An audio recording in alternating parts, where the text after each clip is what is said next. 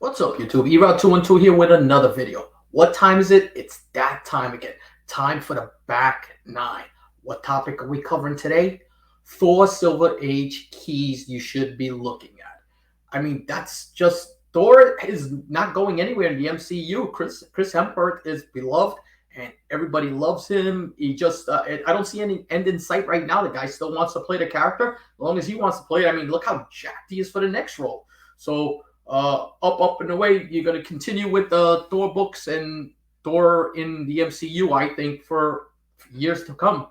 But these are the keys that you should be looking at. If you guys have any other books that we missed and you want to suggest it, go on CBSI's website.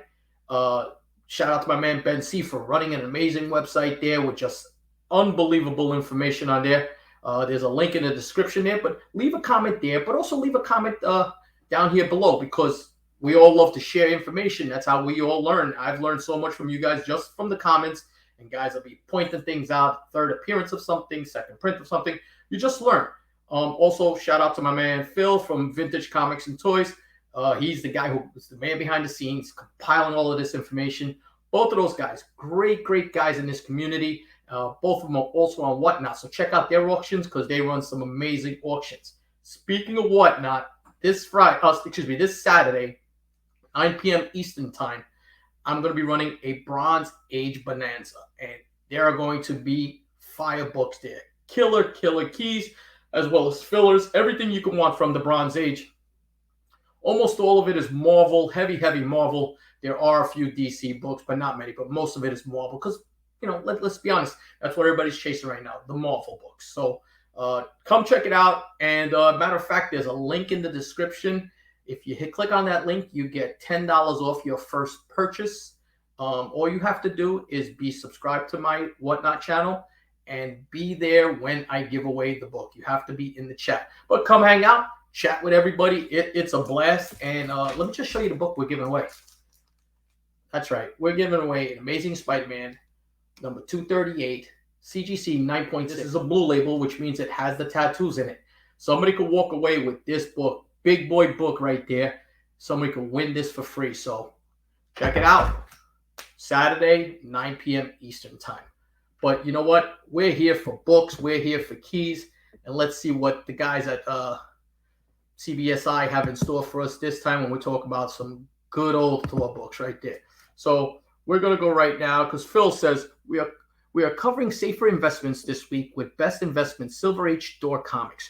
With the fourth movie coming out, there is a lot of excitement and optimism for Thor, Jane Foster Thor, and all the other Thor-related characters. Of course, we can't think of every high-ceiling investment, so please let us know your picks below in the comments. And when I say below in the comments, they mean on their website, all right? But also, like I said, leave comments, and I will reply to them, and we'll all share information. So we're going to start with the first book, and Terry Harkness goes with a classic big boy book I've been specking on for a while now. Journey into Mystery Annual number 1, and this is the first appearance of Hercules. First appearance of the Marvel incarnation of Hercules made his debut in this issue during a face-off between the Asgardians and the gods of Olympus. Jack Kirby cover, Kirby and Vincent Coletta art. There is a Canadian edition with a blank back cover. You see, I learned something new right there. I did not know that. I didn't know. What I would like to know is when was that Canadian variant created? Because I don't think that they were shipping books at that point to Canada. But if anybody knows in the comments, please let us know. That way we share this information. That's just a great book. Remember, Hercules plays an integral part of the Avengers for quite a period of time. When God rest his soul, George Perez was writing, he was part of that team. He's also one of the founding members of the Champions, the original Champions, which came out in the 70s. So Hercules plays a big role. I believe he was involved romantically with the Black Widow as well as a couple of other characters. So you might see him in a movie somewhere down the line, possibly when they revamp the Avengers, a new Avenger. You need a god, and Thor's not around. There might be a guy, So now we're going to go with Van Den Bee's pick, and he's going to go with Thor number 148, the first Wrecker. Wrecker and his crew could be used for many years to come, making this a solid investment. Now, I know that there's been a spec that the Wrecking Crew is coming. There's been a photo that's been released that it's kind of dark, but people feel that that's the Wrecking Crew. should be interesting. Wrecking Crew ran through Thor, but they also go through the Daredevil series too. So I believe they fought against Spider-Man. So they're a crew that has been around for quite a while, and you've seen them in different MCU titles, which is what happens sometimes with these movies. They'll take a villain from one era and bring him to another location, just another title, and bring a fresh spin on it. So interesting. Peter Renner goes with Thor 129, a book which got super hot. First Ares. I'll take Thor 129, first Silver Age appearance of Ares. I feel like we can still get him in the MCU. I know there was a lot of spec on him showing up in Thor Love and Thunder, so we shall see. And then everybody thought it might have been the character that they show, but it's actually Zeus, I believe it is. So now Mike Morello goes with 4 books: Thor 161, 162, 168, and 169. The Origin of Galactus. I firmly believe in Thor 161, 162, 168, and 169, Origin of Galactus. Devourer of Worlds is coming, not as a cloud, hopefully, and that's a little play on what they did with the original Fantastic Four movies.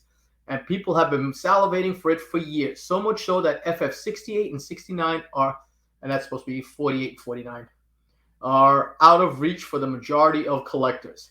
Simply, those ships have sailed, but these origin issues haven't. Also, for good measure, there are all fantastic Jack Kirby Galactus covers. 168 is the real winner, but the whole set is really the way to go.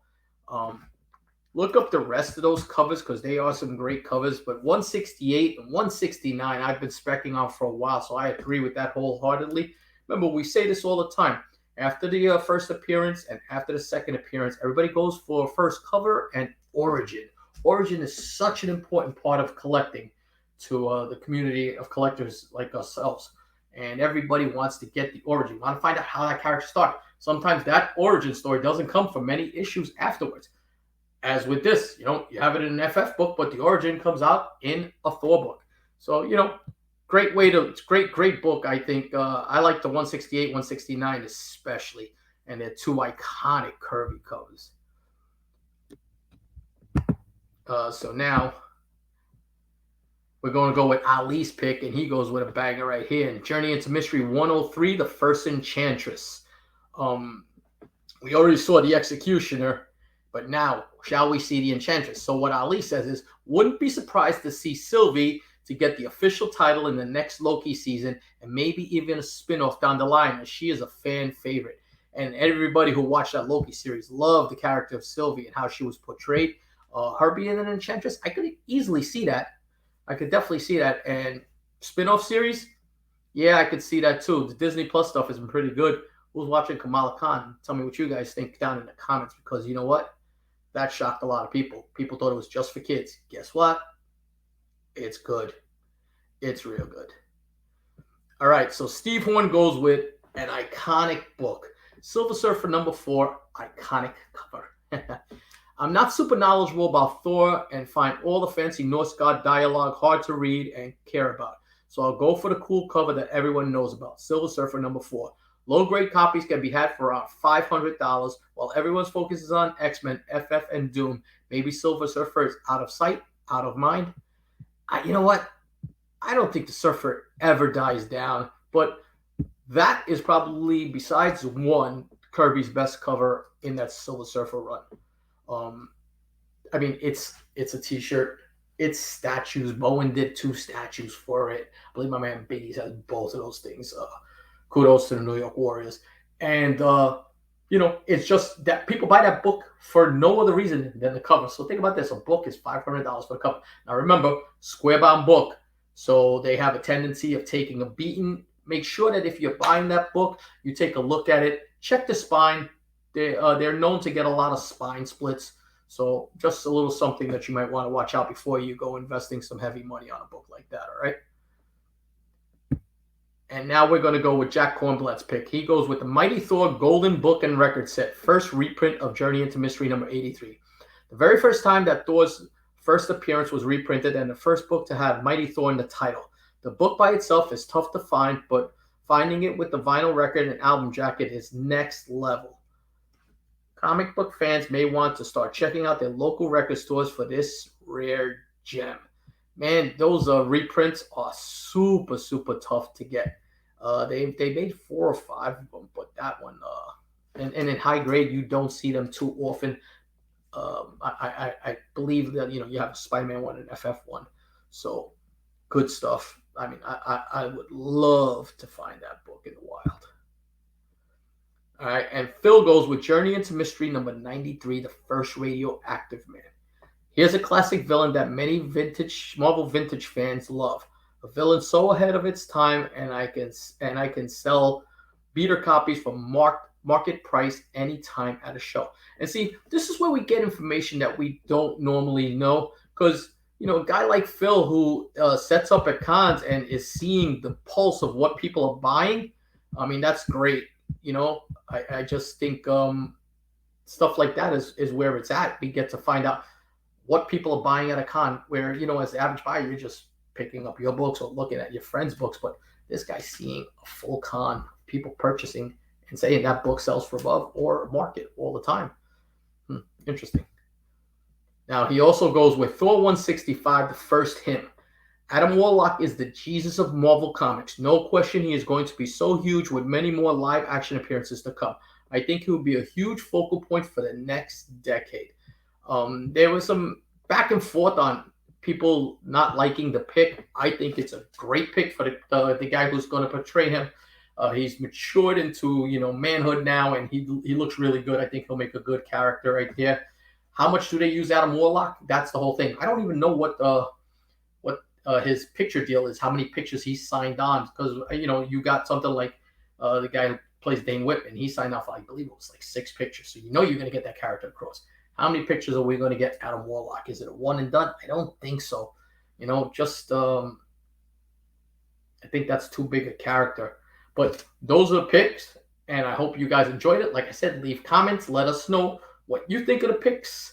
And before I go, let me show you my pick, because I think this is a really good pick. You guys tell me what you think of my pick. I went with Thor 134, the first appearance of the High Evolutionary. There have been numerous hints at this character throughout the MCU, and he is rumored to be in the next Guardians of the Galaxy movie. Although pricey, it's still not at its peak. Wait till we see him in the trailer. And I mean, just look at what's happening with Gore the God Butcher. That book saw a little bit of a peak. What was the other book that just spiked up big time? The Incredible Hulk 449, because the Thunderbolts are coming. So when you get news like that, and there has been no news about the High Evolutionary, no casting or anything like that. There's been rumors. When you get news like that, books tend to have a spike. So might still be some room if you could find a mid-grade copy of that book that somebody will like. High-grade ones, they're tough and they're out of reach, but there's a lot of us in the community that will collect those 6.0, 5.0, even down to the 4.0s, because at least you have that book in your PC. But I mean, let me know what you guys think. That's the video. I hope you guys enjoyed it. Thank you for coming out. Check these videos out, because there's some great content in these. And until the next video,